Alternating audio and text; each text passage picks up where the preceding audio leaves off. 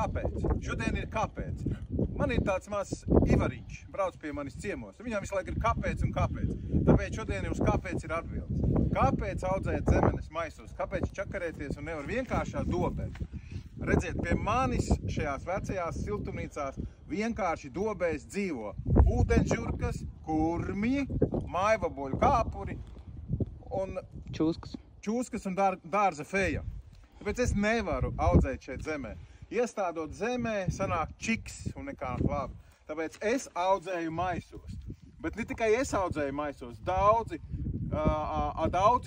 hobija audzētāji, piemēram, draudzene Mārupē, draudzene Cārnikavā, draudzene Jūrmalā, kam ir smilšains un vāja augsne, viņa arī atbrauc pie manis, nopērk maisu. Tādu maisu, kurā aug zemenes 3 gadus, uzliek uz savas smilšainās dobes un katru gadu ēd labas un garšīgas ogas, veselīgas. Bet tiem, kam ir maivaboļu kāpuri un negrib skraidīt un viņus lasīt un kā citādi ar viņiem cīnīties, šis arī ir risinājums.